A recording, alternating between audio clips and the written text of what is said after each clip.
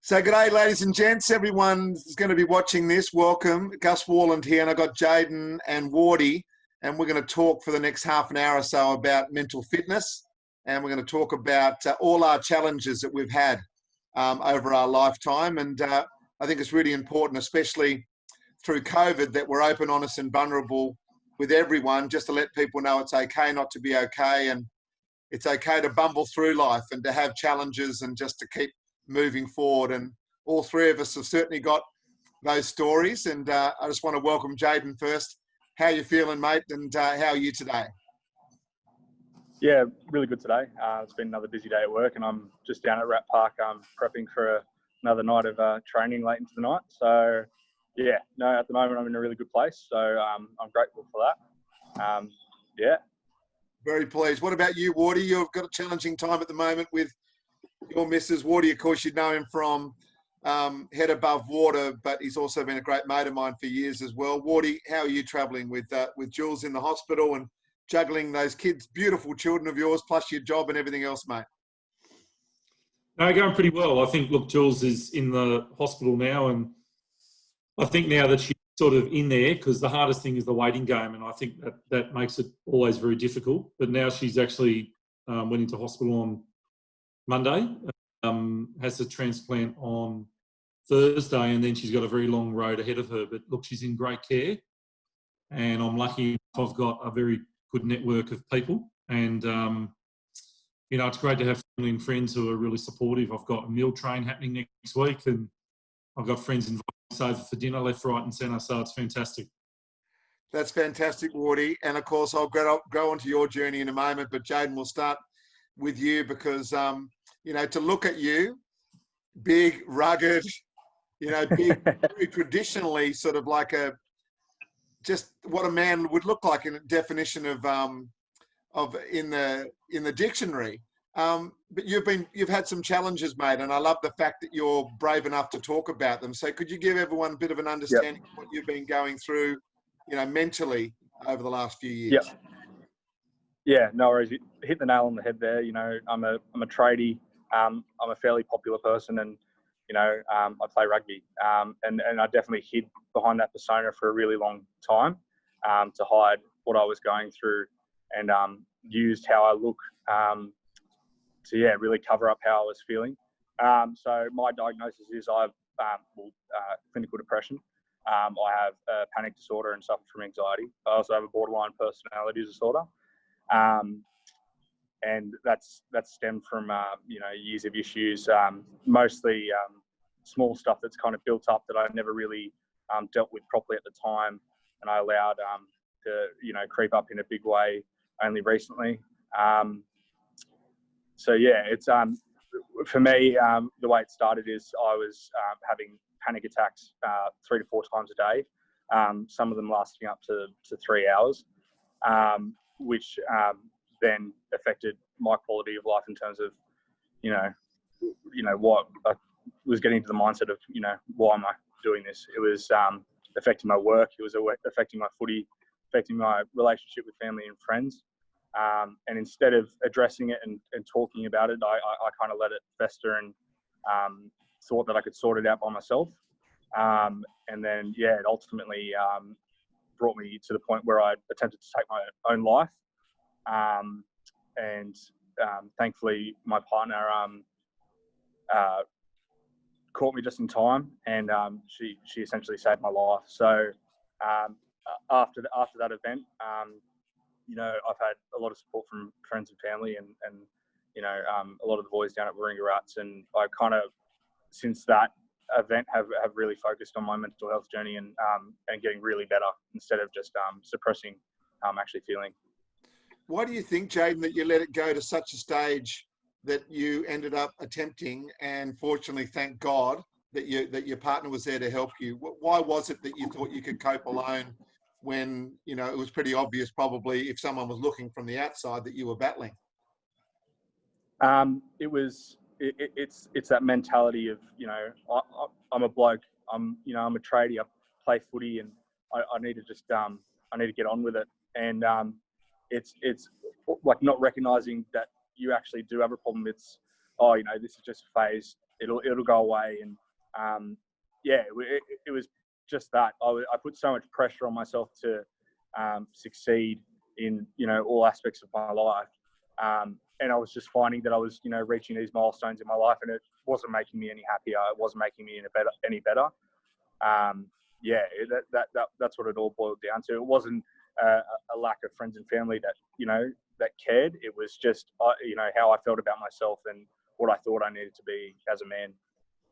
And then as soon as, of course, you have a bit of trauma and people realise you're going through stuff, everyone is rallying and everyone loves you and everyone is there for you. Yeah, it's only the asking which seems to be so difficult for us blokes.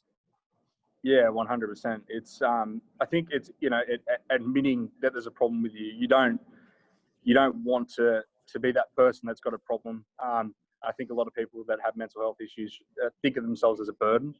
You know, everyone, like, you know, my classic mindset was I thought everyone had problems, and I didn't want to add to that pile. You know, be that bit of tough news on, you know, friends and family, and that's why I thought I needed to take it on alone. And ultimately it was a losing battle. So I should have reached out earlier. And you know, now that I have reached out, I'm yeah, in a much better place. I'm very happy to hear that. And Wardy, I see you nodding along there at Jaden as he's talking.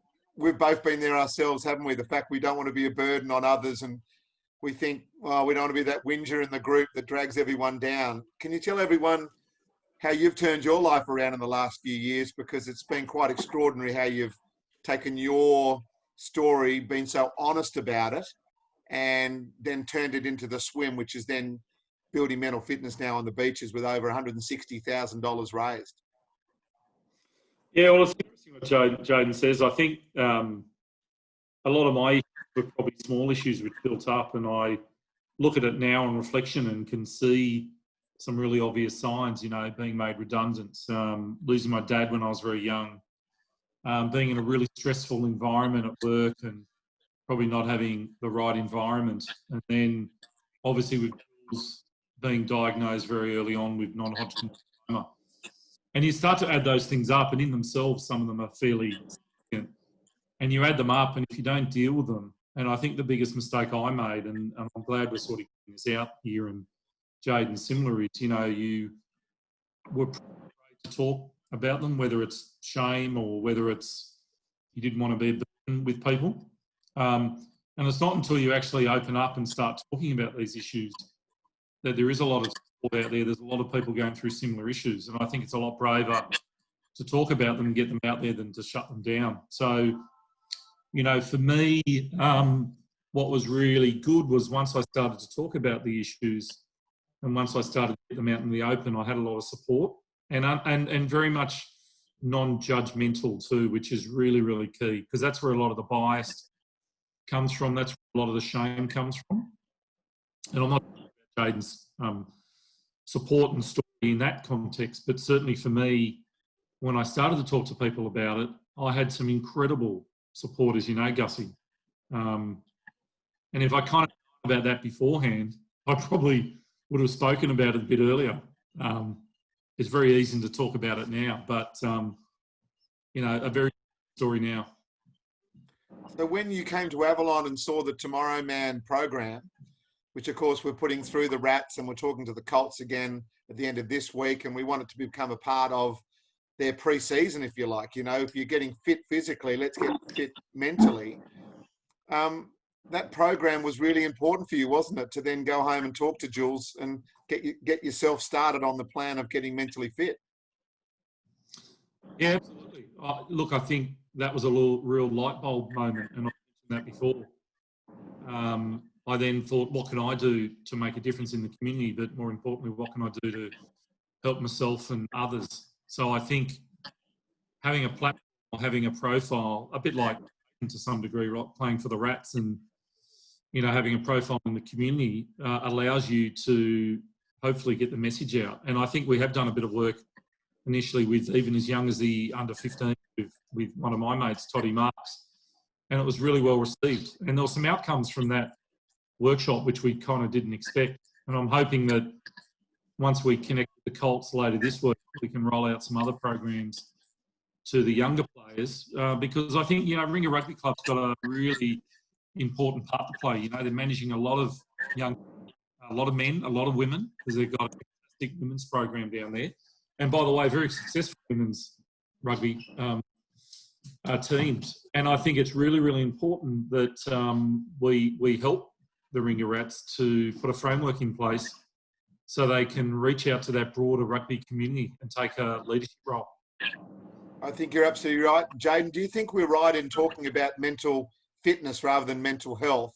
That way, because if you're working on your physical fitness, everyone gets it. Everyone understands straight away that, in pre-season, you're blowing after 5 minutes, whereas you're building up all the time to the season. But with mental health, as soon as you hear the word mental health, you go straight to the bottom of the barrel. With mental fitness, it allows us to realise that we're working on stuff all the time, just like we are physically. Do you think that's an important thing to talk to certainly athletes about, so they can get it and they can understand it better, rather than talking mental health, which can be negative and get people to switch off, pretty much straight away? Yeah, 100%. I think the term mental fitness is a great way to look at it. A lot of blokes just don't know how to deal with or handle their emotions, and training up those skills and having the ability to deal and cope with things within yourself and within your group of friends or whoever it is a great thing. And to have the tools to tackle stuff like this, you'd find that a lot less blokes end up in a position that I was in. Building emotional muscle to go to your mental fitness seems to make a lot of sense. And what we have to do is have to learn the exercises, don't we, Wardy? We need to sit in rooms and realise. I actually sat in one room once and there was 250 odd blokes at Avalon. And I just realised that we're all going through the same stuff. It was amazing, Jaden, that people turned up there not quite knowing what to do. I think a lot of misses, a lot of friends told them to go. They weren't necessarily wanting to go themselves. But Wardy, when we turned up that night and saw how many blokes were there, it actually made us all relax and go, oh, I'm not the only one, because we do worry alone a lot as blokes, don't we?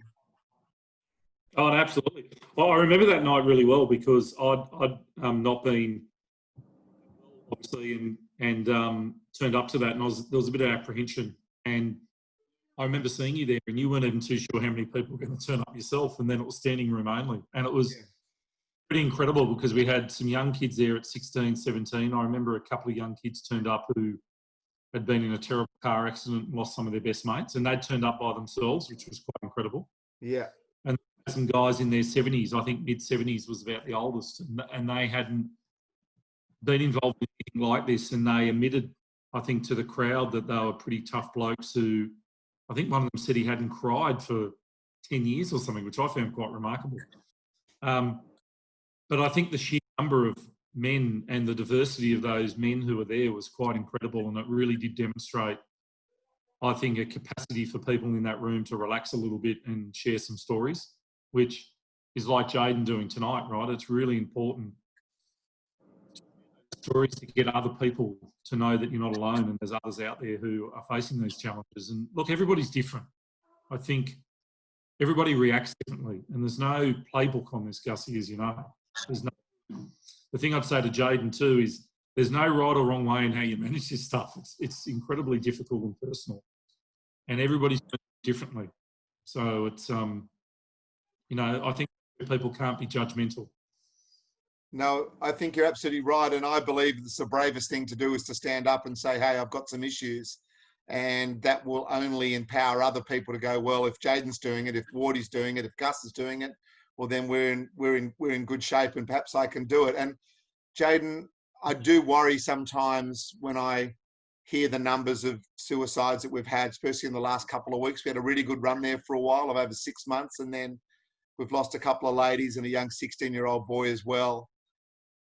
And it's heartbreaking, and it's very hard to feel that we're making a difference. But when you're working in the preventable space, you don't know how many people you're actually preventing from taking their own life or going down a path that could lead to where they take their own life. So you've just got to keep going, right? Just like you do in pre-season training. You don't know if you're going to make the first team or second team, or whether you'll be injured in the first tackle of the first trial match.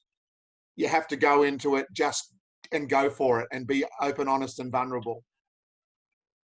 Yeah, for sure. Like a problem like this, that affects so many people is not just going to go away instantly. There's no Band-Aid for these sorts of problems.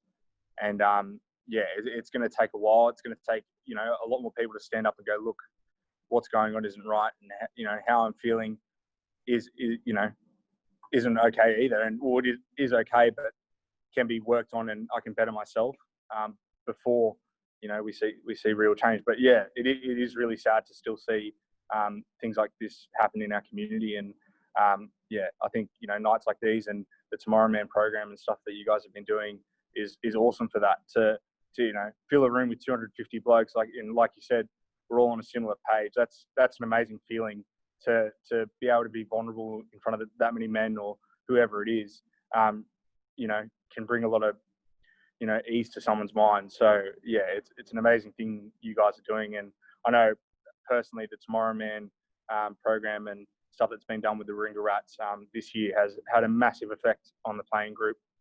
When we had the Tomorrow Man program here, I remember like that night I decided that, because I'd still kept it a secret to the playing group, that I was going to come out and tell everyone what was happening, because it actually happened. The Tomorrow Man program occurred maybe a month after my attempt. So I decided that night I was going to be open and honest about it. And some blokes in the group that I've looked up to for, my entire rugby career, and blokes that I learned a lot of lessons from on and off the field. I remember just breaking down and going, look, Jaden, we feel exactly the same. And having those open conversations with your friends and stuff like that is a massive benefit to everyone. It's happened at every rugby club we've been to, every cricket club, every rugby league club. I was out at one in the western suburbs last week. Exactly what you just said happened. If we build a safe place to have these conversations, and everyone will eventually talk openly and honestly without any judgment, and it just brings everyone even closer together.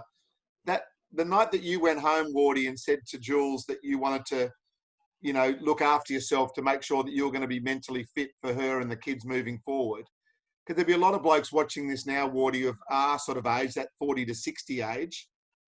How hard was that to say to Jules, hey, Jules, I'm going to check into a place and I'm going to get some support? And then also when you're in the place, to stay the full 3 weeks when you knew that probably after a little while you'd learn enough to leave, to stick at it. How hard was that? Because that vulnerability that I love about you, because it shows how tough you actually are. Yeah, look, it was pretty tough. I'm not too happy that you put me in that 60 age bracket then before Gussie, but I'll go with that. Have you looked in the mirror lately, brother? You've had some stuff going on. I should have taken the beard off before I got on. No, look, you're right, because it is a really vulnerable age. And I think, look, it was tough. I mean, I went inside clinic and didn't really want to go, but I was, I think after thinking it through, and I wasn't, I didn't think I was too bad at the time, but obviously I was. So for me, it was tough. I mean, I remember being there and not wanting to be there. And then after a couple of days, I sort of settled into it and could see the benefit. So it was pretty tough. And it was pretty tough to even admit it to myself. But again, luckily I had some really good mates. I had one mate who came with me and Jules to drop me off, so to speak. Came up into my room, and it was on a weekend. I remember the day very well. It was on Saturday. Never a good time to go into a clinic on a Saturday because nothing really happens on the weekend.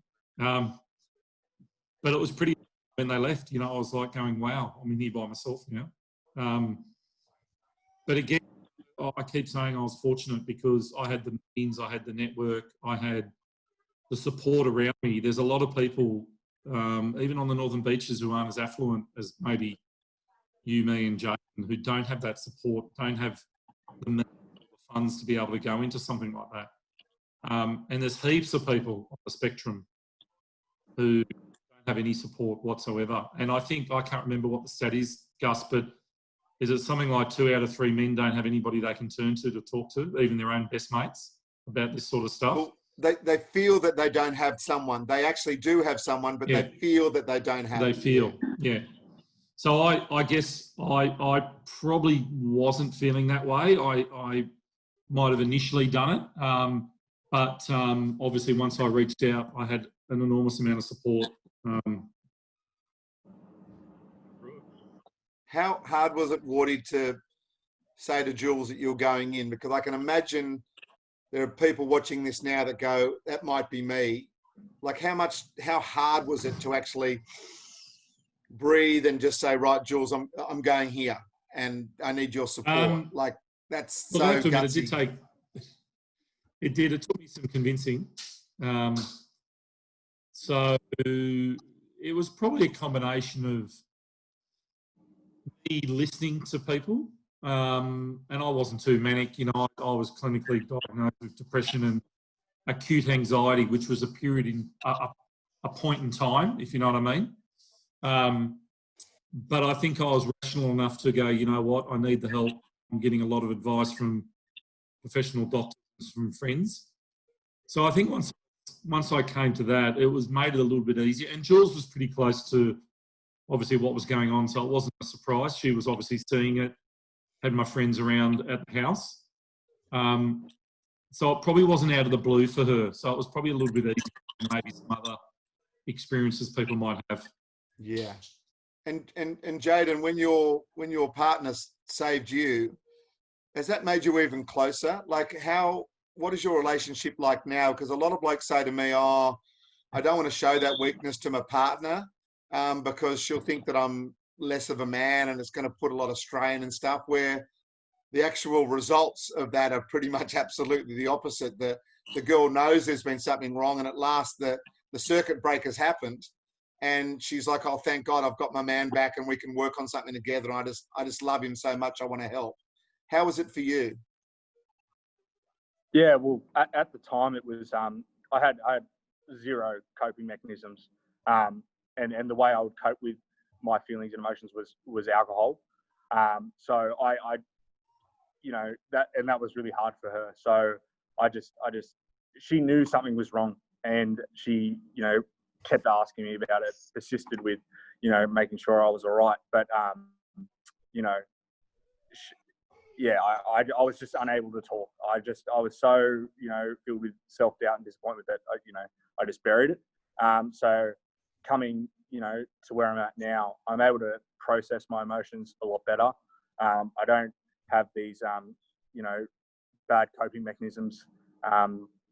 So yeah, it's, you know, it's being able to have the conversation instead of shutting people down and, you know, just kind of hiding it away. It's having conversations, no matter how hard they are to have sometimes. You know, you have the conversations that need to be had, and it's a way better way to live your life. And yeah, as we've talked about it, you find that a lot of people have some really great advice, and, you know, there's a lot of love and happiness that can enter your life through, you know, talking to people that really care about you. Absolutely. And one of the things that I'd love everyone watching this tonight to understand is that it's not necessarily easy to do it, and it's hard, and it takes a lot of bravery and guts to bite down and go, you know what, I'm going to tell someone how I truly feel. But as soon as you do that, or even attempt to do that, if you're talking to the right person, the listener, they really can change your life straight away, because they're now on your team to try to help you in some way. And I really want to just speak for a couple of minutes before we wrap it up about being the listener.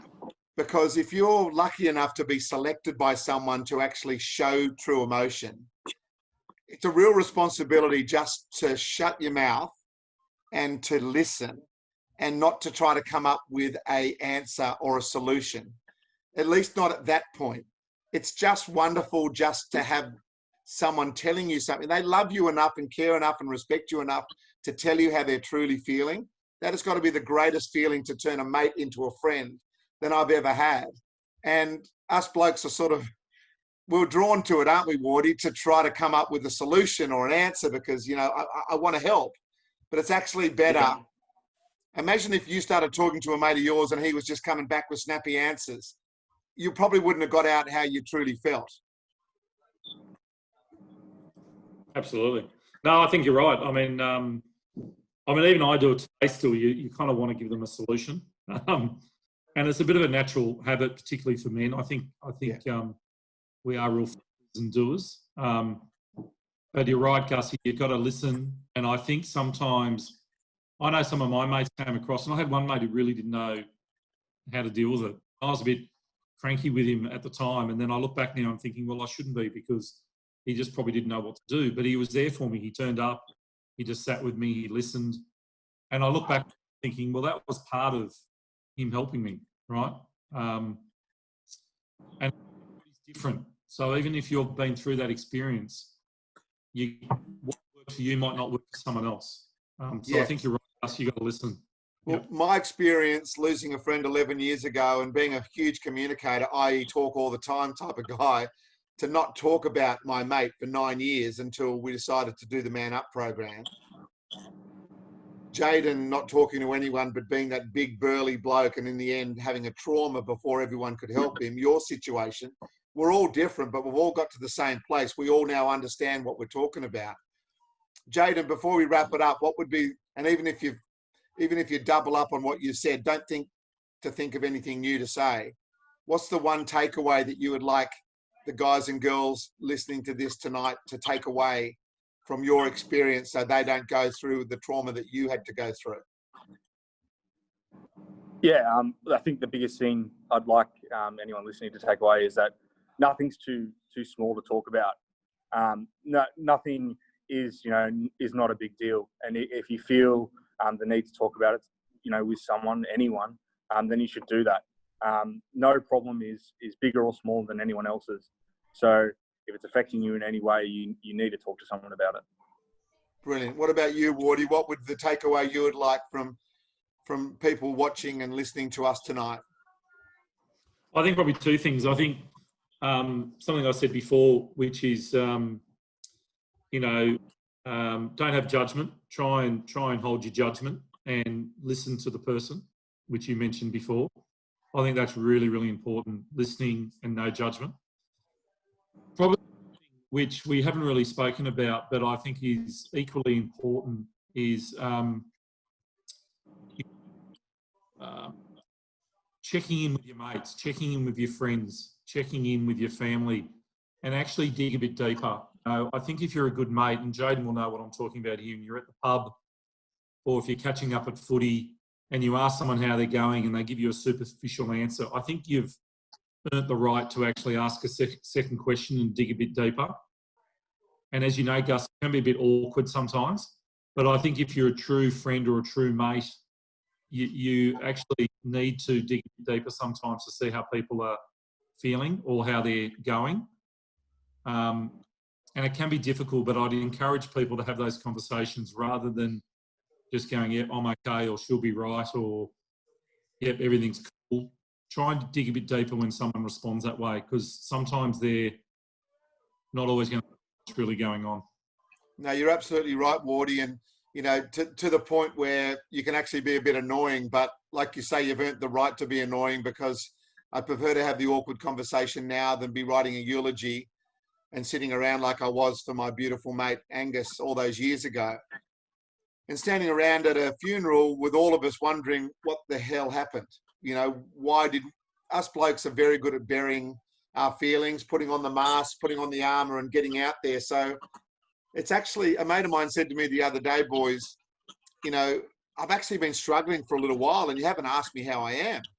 And I said, well, I ask you all the time how you're going. He goes, yeah, but you haven't sort of buried down. I go, what I'm trying to do is teach guys to be openly outward with how they feel. So you're telling me how you feel and feel. That's really what all our courses are about. It's not so much us trying to suss everyone else out, because we're very good at hiding it. It's actually more about walking to me. Like, I have a walking group. Wardy, you've been in on it. And if a bloke's there struggling, we can probably pick up on it. And might mention something. But a lot of the time we're so good at burying it that I would prefer them to go, boys, stop walking for a second. I'm really struggling at the moment. Can we just sit and have 10 minutes where I can talk about how I feel? That's what I want every person to be able to feel that they can do. That is what our program is about. Not so much trying to work out what blokes are going through and whether or not they're okay. It's the person going through the stuff to feel, you know what, it's normal for me to tell people how I truly feel and not put on the mask and not have the armour on. That's sort of the difference, because us blokes are really, really good at hiding how we truly feel. So we need to learn to actually say, you know what, I feel safe enough to tell people how I feel. So I want to just thank you both very, very much for your honesty and your openness and your vulnerability tonight. Cannot wait for the mental health round this Saturday. Wardy, I know you and I are going to go on there at halftime, hopefully with a big score on the board for the Rats. But if anyone sees us, please just say good day. And if you need to help in any way, please go to headabovewater.com or gotchaforlife.org for all the details if you'd like to get a program coming to your school or your sporting group. But Jaydon, all the best in selection. Are you in the ones or the twos this week? Do you know? Not too sure yet, mate. We'll see how we go. Well, we wish you all the best. And Wardy, I've seen what you've done. You've saved lives with your vulnerability and your honesty. Thanks a lot, mate. Look forward to having a beer at the footy on Saturday. Thank you. Thanks, Jaydon. Not a problem. Cheers, guys. See you later, everyone. Cheers. Thanks so much for listening. Bye-bye.